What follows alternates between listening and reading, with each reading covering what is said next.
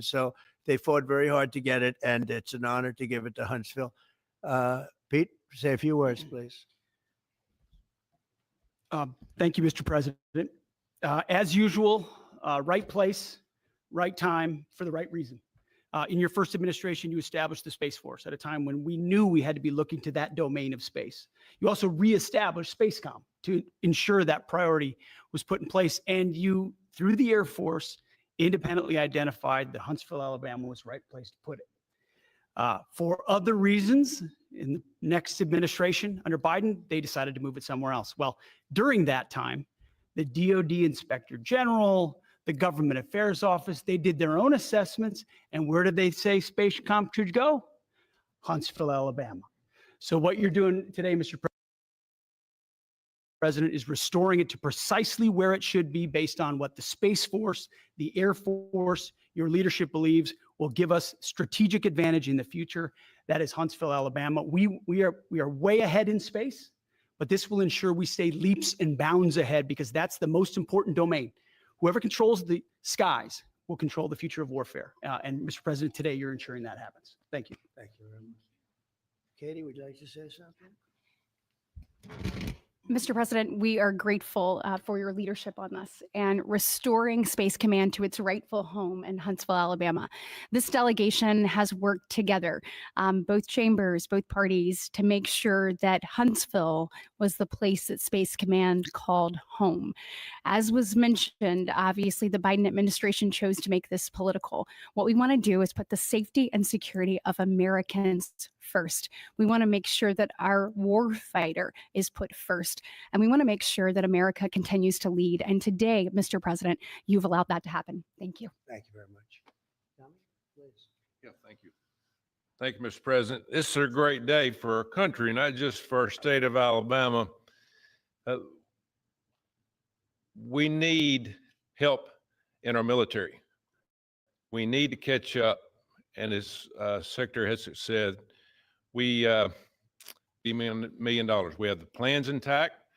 It'll be behind a secure wall in Huntsville, Alabama, at Redstone Arsenal. We have 40,000 people there. We have the FBI there. We have missile defense there. We have NASA, Blue Origin, and SpaceX. It is the perfect place for Space Command. I would tell you today, and I've spoke with the president for the last 3 or 4 years about this. If I thought it needed to go somewhere else because I understand the security of our country, I'd be for that. But the best place for Space Command is Huntsville, Alabama, because what we have and what it means to this country is going to be so important. So thank you, Mr. President, for this. And we look forward to building a huge Space Command and having the Donald J. Trump Space Command Center in Huntsville, Alabama. JD, would you like to say something? Sure. Well, Mr.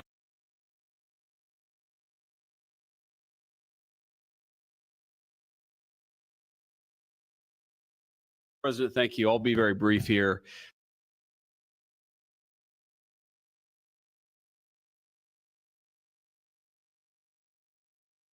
I lobbied the president hard to put it in Ohio, but he said these people, you control the skies. The cyber security, the communications, the entire infrastructure of the battle in the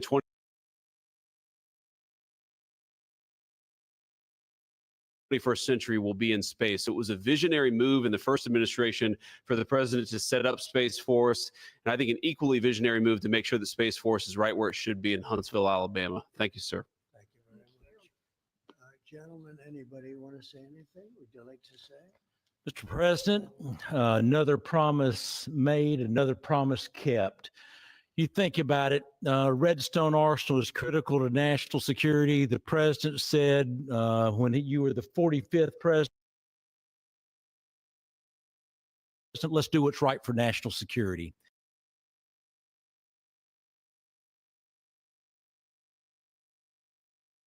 And today, that's exactly what we're doing. It's not because, absolutely. Thank you very much. Anybody? Let me just say, Mr. President, I want to say thank you. And thank you for doing this, because it was the right thing to do.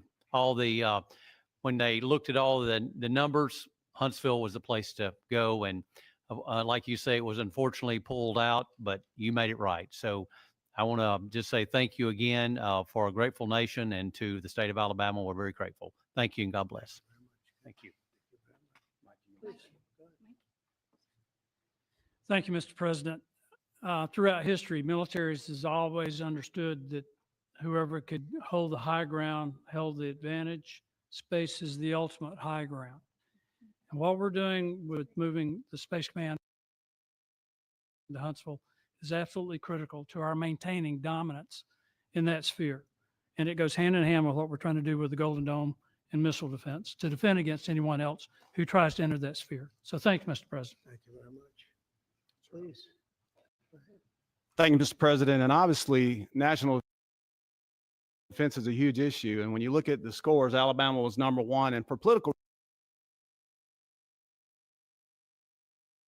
reasons, it was moved out of our state. But Mr. President, thank you for making priorities the defense and the warfighter and the safety of this nation. And in the big, beautiful bill, that Golden Dome will be built in Huntsville, Alabama, and we're grateful for that. Thank you. Listen, as chairman of the Armed Services Committee, I care very much about what's most important for our national security. And the president held a nationwide competition to determine where we should have this command. If y'all remember, at the end of that competition, where Alabama came in first, there was a lot of complaints from the other states who did not place well. He said, we'll do it over with new criteria to accommodate your concerns. Alabama came in first in that second competition.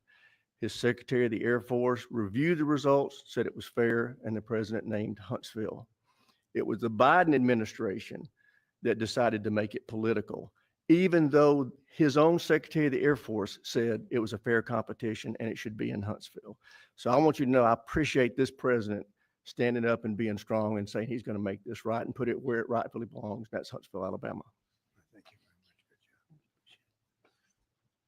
Good job. So thank you all very much. You are going to leave me alone now. You're not going to call me anymore and talk about this subject, right? You promise? They'll start something else. But I just want to congratulate you. It's a very big deal. When you come out and when you leave the room, you'll see that we just over the last few minutes literally shot out a boat, a drug carrying boat, a lot of drugs in that boat. And you'll be seeing that and you'll be reading about that. It just happened moments ago. And our great general, head of the Joint Chiefs of Staff, who's been so incredible, including what took place in Iran, knocking out potential nuclear power for a long time to come. I think within a month they would have had it if we didn't do what we did. But he gave us a little bit of a briefing, and you'll see. And there's more where that came from. We have a lot of drugs pouring into our country, coming in for a long time. And we just, these came out of Venezuela and coming out very heavily from Venezuela. A lot of things are coming out of Venezuela. So we took it out, and you'll get to see that after this meeting is over. Do you have any questions, please? Yeah, please. Senator Tuberville talked about the cost savings Yeah. associated with this announcement. Can you talk about the strategic benefits by having Space Force Command headquartered in Huntsville? Well, it just works because we have so much else there. And having a central, you could call it a central command, but it really is a command station. Also, even locationally, where it is, and when you think about flying distances, if you can save a half an hour as fast as some of these planes go and things go, and even the rockets go, if you can save by having the best location. So we went out, as you know, to experts, and we had 4 different groups of experts. They all said this was the best location. I also loved it from the standpoint, I know the people of Alabama, they are great people, work hard, and there's no games, and they're very proud of it. And I would say they fought harder for it than anybody else also. A lot of states, 5 states really wanted it, but they wanted it more. And I kid you not when I say that these people, they spoke to me a lot. That's all they wanted to talk about. They didn't want to talk about the weather. They only wanted to talk about moving to this location, moving to Alabama, Huntsville in particular. So we're honored to do it. They really wanted it badly, and they got it. Peter? President Trump, something completely different, but about a big viral social media trend over the weekend. How did you find out over the weekend that you were dead? You see that? No. People didn't see it for a couple days. 1.3 million user engagements as of Saturday morning about your demise. Really? I didn't see that. You know, I have heard it's sort of crazy, but last week I did numerous news conferences, all successful. They went very well, like this is going very well. And then I didn't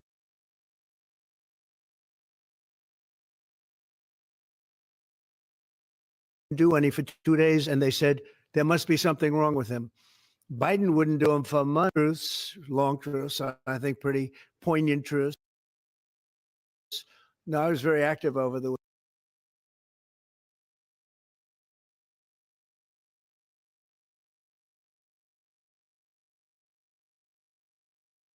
week. And they also knew I went out to visit some people at the club that I own pretty nearby on the Potomac River. And no, I've been very active actually over the weekend. I didn't hear that one. That's pretty serious stuff. Well, it's fake news. You know, it's just it's so fake. That's why the media has so little credibility. I knew they were saying like, is he okay? How's he feeling? What's wrong? I said, I just left. And it's also sort of a longer weekend, you know, it's Labor Day weekend. So I would say a lot of people know I was very active this Labor Day. I had heard that, but I didn't hear it to that extent. Go ahead, Peter. Something else. We know that this country has a huge problem with school shootings. You've said that you're open to sending the National Guard pretty much anywhere. Would you ever consider sending an armed National Guardsman to every school? Well, we have a big problem with school shooting, but we also have thousands and thousands of schools that run perfectly. You know, they talk about you can do things construction wise, and that's really I think nobody knows more about construction than me. You can build the construction doors. You can build what they call safety doors, where they lock on the outside, the inside, and every place else. Well, but if one of these lunatics happens to get through, then the police can't get in. Then they're looking for keys all over the place, and it takes a lot of disadvantages to doing, spending billions and billions of dollars and actually making it safer in some way for some of these lunatics that we're dealing with. But I don't think so. I've thrown out the concept. We have great teachers that love our children. The parents love the children. Teachers love the children too. And if you took a small percentage of those teachers that were in the military, that were distinguished in the military, that were in the National Guard, et cetera, and you let them carry, that's something that a lot of people like. I sort of liked it. I'd have to be studied, but they're trained. They know about weapons. You can't do it with every teacher because most teachers don't know, and but I always thought that would be an alternative. But it just we've had a lot of instances. Other countries have also. They have different kinds of problems than we have, but we do have. There's something going on. And it's a bad thing. Yes, please. Have you spoken with President Putin in the past week? Have you spoken with President Putin? Yeah, I don't want to. I have learned things that will be very interesting. I think in the next few days you'll find out. Any consequences if there isn't some type of announcement of a meeting with President Putin and President Yeah. Zelensky? Yeah, there will be. We're going to see what happens. We're going to see what they do and what happens. I'm watching it very closely. Last week, they lost 7,000 between the two countries, 7,313 soldiers, to be somewhat exact, for no reason whatsoever. And they're Russian and they're Ukrainian, but, they're soldiers. I want to see it end. Yeah. Mr. President, have you decided you're definitely going to send National Guard troops to Chicago? I didn't say when, but the answer is, look, Chicago's very interesting because I watched Pritzker get up and say about, we don't need help, we're safe. But 2 weeks ago, they had 6 people murdered, and 50 hit with bullets. And you have this governor get up, who's a terrible governor, probably he and Gavin Newsom would be probably the two worst and most naive. They're naive. Either they're naive or they're very untruthful. And he'll say, we don't want any protection. We don't need. So in the last 3 weeks, he's lost almost 20 people killed. There's no place in the world, including you can go to Afghanistan, you can go to places that you would think of. They don't even come close to this. Chicago is a hellhole right now. Baltimore is a hellhole right now. Parts of Los Angeles are terrible. If we didn't put out the fires, and I mean the other fires, the bullet fires, they didn't do a good job with, they should have had the water coming down, like I said. You know, we had to release the water. We had to go in and release the water to LA. It's so badly run. But if I didn't send the National Guard into Los Angeles, I would be making an announcement today. I'd be talking about Huntsville, and I'd simultaneously be saying, by the way, the Olympics is not coming to Los Angeles. If we didn't do that, and even the sheriff, the top law enforcement person in Los Angeles said, we could not have handled it without them. So that's what he said. Make your mind up on Chicago, though? Well, we're going in. I didn't say when. We're going in. When you lose, look, I have an obligation. This isn't a political thing. I have an obligation. When 20 people are killed over the last 2.5 weeks and 75 are shot with bullets. So let me tell you a little story about a place called DC, District of Columbia, right here where we are. It's now a safe zone. We have no crime. It's in such great shape. You can go and actually walk with your children, your wife, your husband. You can walk right down the middle of the street. You're not going to be shot, Peter. You're safe. Everyone likes you anyway. They probably wouldn't do it. But it's so dangerous. And there are people in this audience that you've suffered greatly. There are people in this audience that have been mugged and hurt badly, and they don't want to talk about it. Maybe you were very brave in talking about it. You made quite an impression on a lot of people. I appreciate it. But there were other people in this room that have been hurt very badly just walking down the street in D.C. Washington, D.C. is a safe zone right now. It's a safe city. The restaurants are open. They're booming. You can't get a restaurant. New restaurants are announcing that they're going to be open. This took place in 12 days. Now it's 15 days, but 3 days ago, it became what's known as a safe zone. It's a safe city. And this city was really bad, really, really bad. We took 1,600 people out, hardcore criminals that will not be coming back anytime soon. And we're very proud of it.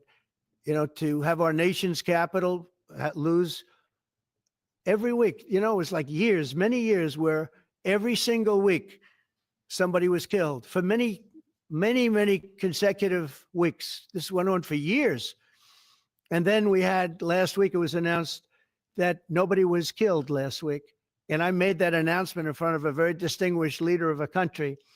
And I'm saying proudly, ladies and gentlemen, nobody was killed in Washington, D.C. this week. He looked at me like, what's that all about? I say, yeah, we have a little bit of a crime problem, and we don't have a crime problem in Washington anymore. And the mayor has been very helpful, and the police commission has been very helpful, and it's been a great team. And I would love to have Governor Pritzker call me. I'd gain respect for him and say, we do have a problem, and we'd love you to send in the troops, because you know what? The people, they have to be protected. I saw today on one of your networks, not a friendly network, except really the opposite, I would say, very unfriendly network. And they interviewed about 12 people on this morning. Most of them were African-American, who were Black. And they were saying, please, please, please let the president send in. These were people from Chicago. Please, we need help. We need help. We can't walk outside. We're petrified. If the governor of Illinois would call me up, I would love to do it. Now, we're going to do it anyway. We have the right to do it because I have an obligation to protect this country. And that includes Baltimore. I saw where Governor Moore was asking me to take a walk down the street of Baltimore. Well, Baltimore is a very unsafe place. It's rated number 4 in the city, one of the most unsafe places anywhere in the world. But, you know, we took care. This was a beautiful thing that happened in Washington because we showed that it could be done. And this wasn't just sending big, strong guys, and they are big and they are strong. You know, we had a great decision from the Supreme Court that had to do with sort of talent. It had to do with you are put down based on merit. You can hire based on merit. So merit for a soldier or for a policeman is strong, physically fit, something, having a certain ability, not a person that is woke and got the job through woke, but wasn't strong enough to lift a gun out of the holster, et cetera, et cetera. No, I looked at the police, as you know, last week I went over, we had a meeting with, there had to be 300 people, and they were all very impressive looking. And when the bad guys see them, they're not going to do a thing. And so I'm very proud of Washington. It serves as a template, and we're going to do it elsewhere. But Chicago is certainly going to be high. I would love to have him call. I would love the governor of Illinois. I'd be honored to take his call. All he has to do is say, sir, we need help. It's out of control. And everyone knows it is. He's not kidding anyone. I would love to have, I would say, Governor Moore call, because I watched him over the weekend trying to explain that Baltimore, what they need is housing. No, they don't need housing. They need to get rid of the criminals. These are hardcore criminals. We took many people off the streets of Washington, D.C. They're hardcore. They're not going to be good. In 10 years, in 20 years, in 2 years, they're going to be criminals. They were born to be criminals, frankly. They were born to be criminals, and they're tough and mean, and they'll cut your throat, and they won't even think about it the next day. They won't even remember that they did it. And we're not going to have those people. Washington, D.C. is now a safe zone. It's a safe place. And you can walk, Katie, you can walk right down the street with, by the way, one of the biggest human beings I've ever seen, which is her husband. He was a football player for like 11 years in the NFL. He's a big person. But big doesn't mean anything when they have guns and when they have knives and everything else that they have, right? But you can walk right down the street, even by yourself, and you're totally safe. Washington, D.C. is a great thing. Yes, ma'am, please. Calling on Democratic leaders across the country to work with you on crime. Do you see your efforts here in DC, including, for example, working with Mayor Bowser here as a model for bringing more bipartisanship in matters, not only with crime, but also issues that matter to everyday American people's lives? So Mayor Bowser's been great. She could have taken the thing, and then after I clean it up, they're going to be a disaster. We stopped it cold. If we didn't do that, would have been a very sad day. And remember, we have the Olympics, we have the World Cup, we have all these things coming, and we have 250, all of these things coming. But I watched Newsom get up and say he's doing the great. He's not. We're the ones that did it, and that's okay, whatever it takes. But the main thing is But he got up and said we did it. Well, he didn't want us there. And he's going to need us again because it's starting to form again. I see it. It's starting to form again. We have to maintain. It's like maintenance on an airplane. You can buy it, but you have to maintain it. And if you don't maintain it, a good plane becomes very unsafe very quickly. So it's an honor to do it. It's a lot of presidents wouldn't do what I'm doing. I don't need this heat. But when I watched television last night and I'm watching the news and I see that 9 people were killed in Chicago and 54 were badly wounded with bullets, I say, that's not this country. We have to do something. And I do say this, I say this very much. I'm not speaking to anybody but them right now. I would love to receive calls from governors and mayors saying they need help. We'll help them. We have a lot of people. We have a great force. We have a great military force. Pete will tell you that when I was running for office, and this was a big headline, I think, probably got me a couple of votes, but you couldn't sign people in the military. Nobody wanted to join the military, the Army, Air Force, the Navy, Marines, Space Force, Coast Guard. We never forget Coast Guard because they've done such a great job. Never.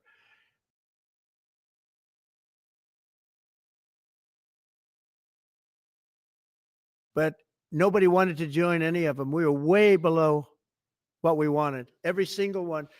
The closest was the Marines, whatever that is. You'll explain that to me. But the closest was the Marines. But every service was way down, way down. And then I got elected, and our country is the hottest country anywhere in the world right now. Everybody's talking about the USA. They're talking about the job that we're doing. Everybody, we have the best economy.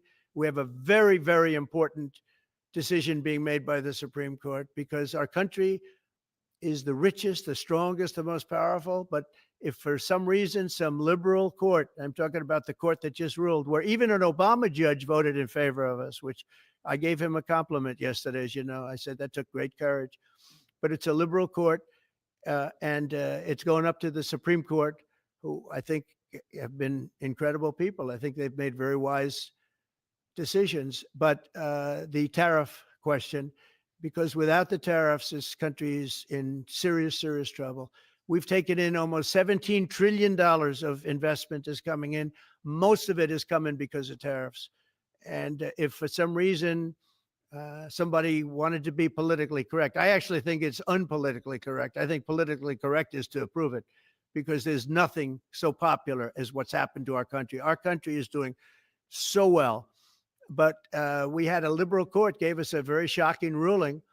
And that ruling is basically saying that the trillions of dollars that are pouring into our country, putting us in a position like no country is anywhere in the world, that they'd like to see us that taken away. By the way, a lot of the people behind that lawsuit, that particular, are from foreign countries. I might add. There's a video that is circulating online now of the White House where a window is open to the residents upstairs and somebody is throwing a big bag out the window. Have you seen this? No, that's probably AI generated. So Actually, you can't open the windows. You know why?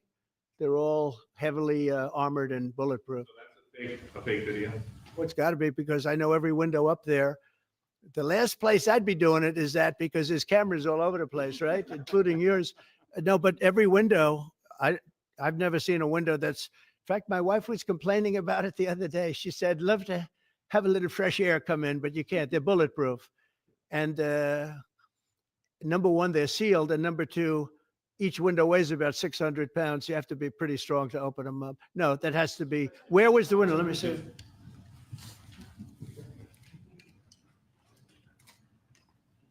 Maybe from the renovations?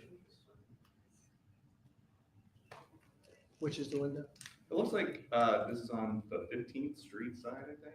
So right here. Yeah, those windows are sealed. Those windows are they're all sealed. You can't open them. What you were saying regarding the federal. It's the kind of thing they do. And one of the problems we have with AI, it's both good and bad. If something happens really bad, just blame AI. But also they create things, you know, it works both ways. If something happens that's really bad, maybe I'll have to just blame AI. But there's truth to it because I see so many phony things. I saw something as I was growing up from the time I was a baby till now. I said, who did that? It was AI generated. So it's a little bit scary, to be honest with you. But those windows are all very heavily sealed. Thank you, Mr. President.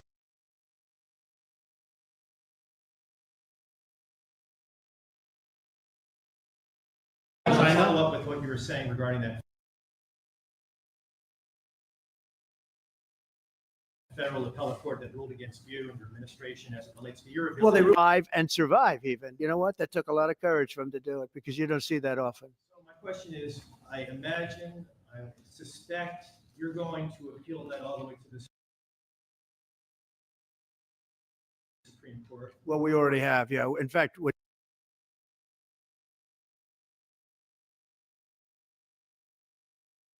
doing something else. We're going to be going to the Supreme Court, we think tomorrow, because we need an early decision. I mean, look, the financial fabric of our country, we're a rich, incredible country right now. And we're able to, you know, other countries use tariffs on us for years, and we never did. I did a lot during my first term, but then we had COVID and we had to focus on other things. You couldn't be tariffing Italy, Spain, France, as they were dying by the thousands and millions. But we did with China, and China paid us billions and billions of dollars. And I started the process, but then I had to end it a little bit because of COVID. We focused on that. But no, it's a very important decision. And frankly, if they make the wrong decision, it would be a devastation for our country. we've taken in trillions of dollars. And by the way, all these countries signed agreements. As an example, they're all happy. Everybody's happy. But some whack job put in a lawsuit. It went before a very liberal court, and the liberal court ruled, it was 11, they ruled 7-4, with one of the most liberal of them all voting in our favor because they're patriots. I think I give tremendous credit to that judge. And now it's going to the Supreme Court. Now we're going to be asking for early admittance. We're going tomorrow, and we're going to ask for an expedited ruling because, when you look at the stock market's down today, the stock market's down because of that, because the stock market needs the tariffs. They want the tariffs. If you look at AI, all of those, all of that money that's going to be invested, trillions and trillions of dollars, the biggest thing, bigger than the internet, I suspect. It's the internet plus 3 or 4 other things combined. We are leading very substantially with AI. We're leading because of tariffs. We're leading because of talent, and this is where they'd like to be. But without the tariffs, we wouldn't have a chance because we wouldn't be able to protect those investments of the companies coming in. So if you took away tariffs, we could end up being a third world country. That's how big the ruling. So we're asking for an expedited ruling. As a backstop to that, President, you have a Republican-controlled Congress. You control the House. You control the Senate. Yeah, but we don't have 60 votes. We don't have 60 votes. You don't I'd love think to you could do get that. enough Oh, votes? if we had 60 senators, if we got the 60 votes, we would get them. But we need 60 votes, and we need, a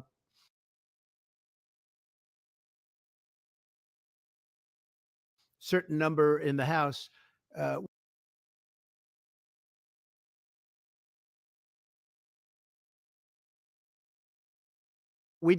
I think we'd get, I don't know, we have about 5 of them here. One of them said, it's amazing that we got away with it so long. One of my friends, a leader of one of the countries, and they're fine with it. They all signed.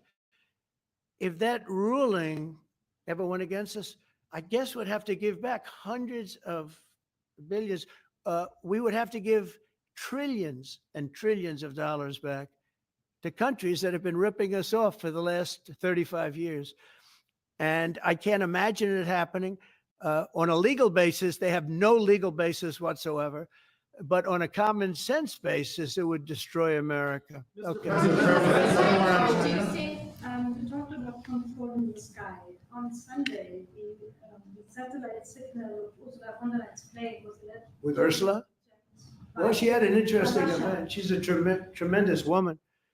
And so what are you asking me about her? NATO is concerned about 92 about this. Sure, NATO is concerned about it. Well, nobody knows where it came from, but they did take away her ability to use a phone. Sometimes that's a good thing.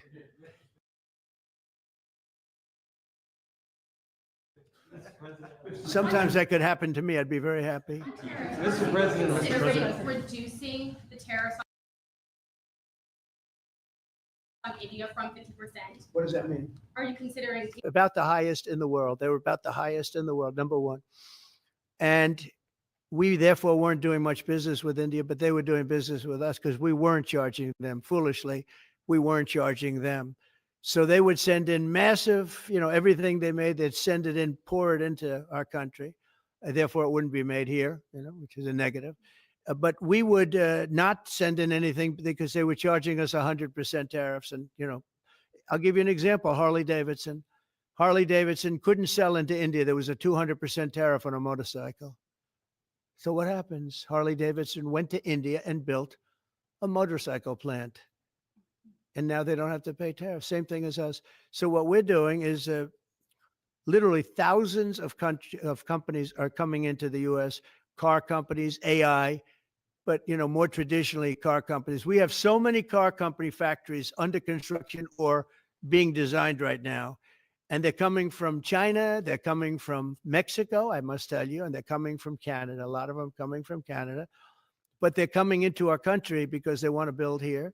And they want to build here for 2 reasons. Number one, they'd like to be here. And number 2, the tariffs are protecting them. And number three, they want to avoid paying tariffs. When they build their cars here, they don't have any tariffs to pay.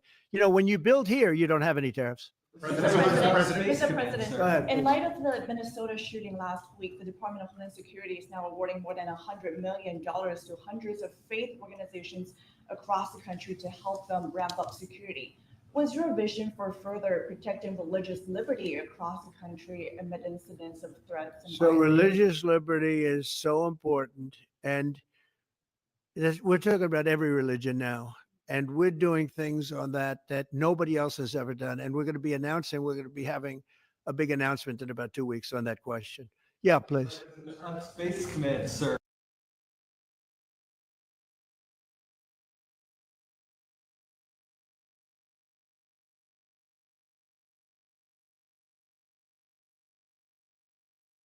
Are you concerned that people may not be willing to relocate from Colorado to Alabama? With this commission, they set up a commission with him and Scoop Jackson and some people, highly regarded people. And they said the finding was, if you have mail-in voting, you will have corrupt elections. Well, your radical left governor decided that he was going to have all mail-in voting in Colorado. Once you have all mail-in voting, and for whatever reason, the Democrats cheat. And they cheat like, you know, they're not stupid. That's the only thing. They're no good on policy. They're no good on management. They're no good at government, but they're great at cheating. And they stick together too. I give them credit for sticking together. Please. Obviously, this is a big win for national security, moving this to Alabama. We all can agree with that. Big.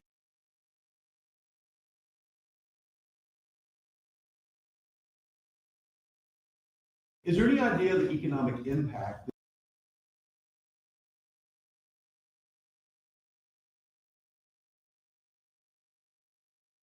this has on the state and on that?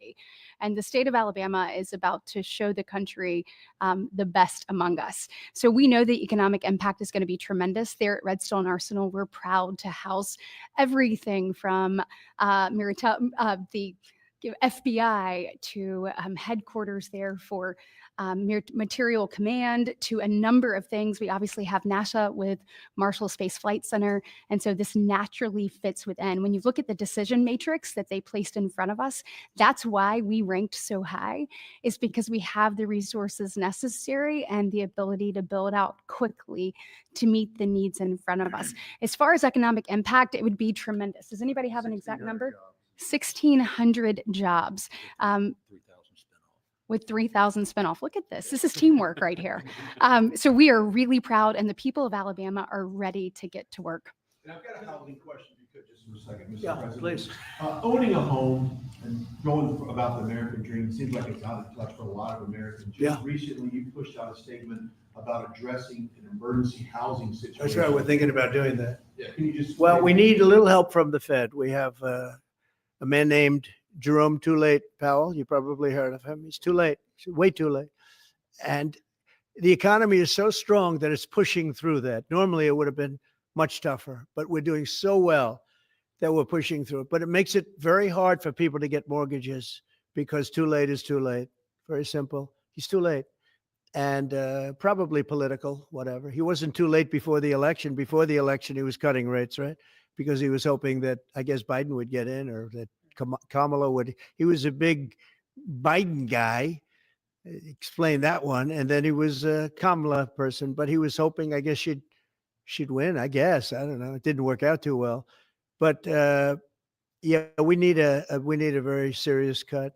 You know, I think that if you look back many decades ago, the United States was always the lowest, even if they were doing badly. The United States was, because without the United States, everything in the world would die. It's true. It's so powerful. It's so big. And I made it really big in the first 4 years.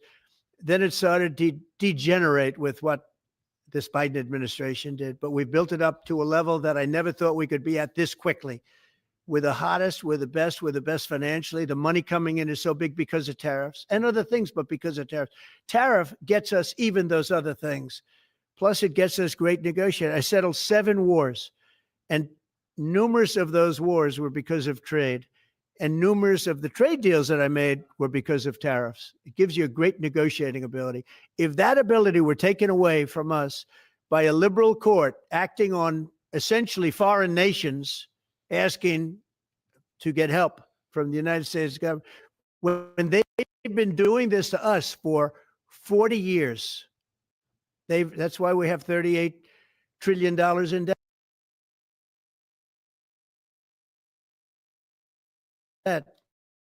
We won't have it for long if they let us, if they allow us to do what everybody knows we should be able to do. Yeah, please. Mr. President, another Biden era action that you're now reversing is that you signed a deal last week to make federal buildings adopt and embrace classical architecture styles again. Can you talk to us about why you do that, and also what's your vision? Well, we for- want to see beautiful buildings. Now, it's in the eye of the beholder. I've seen architectural reviews over the years. I'm an expert at it. I've gotten a lot of great reviews, but I've seen buildings that I didn't think were very good get great reviews, and I've seen great buildings get bad reviews. So, but it's just a standard. We want to have a good standard. We're building something here, for 150 years, they wanted a ballroom at the White House. We're doing something at the highest level using great architects and all. And, it's very exciting. But we have a lot of interesting things happening architecturally in DC. And DC is like a different place. And, even the contractor said, sir, we walked down today, we feel like much safer. It's like a different place. Washington, D.C. is great. Now, we're going to also beautify it. We're going to put a topping on the roads. We're not going to rip them apart and take 4 years.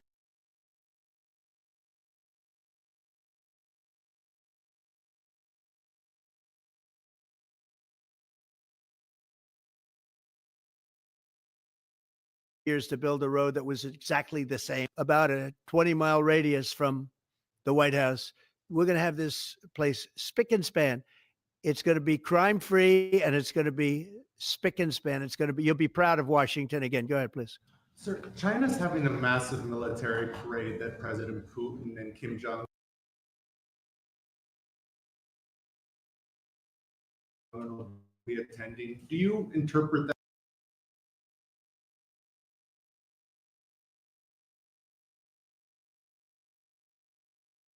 that as a challenge to this?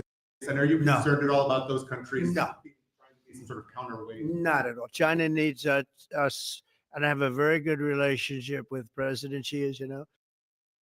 In California ruled that your deployment of National Guard troops to Los Angeles was illegal. Do you have any response? Well, reaction to it was a radical left judge, but very importantly, what did you not tell me in that question or statement that you made? Pretty much of a statement, I think. Well, I was asking for your response. No, you didn't say what the judge said, though.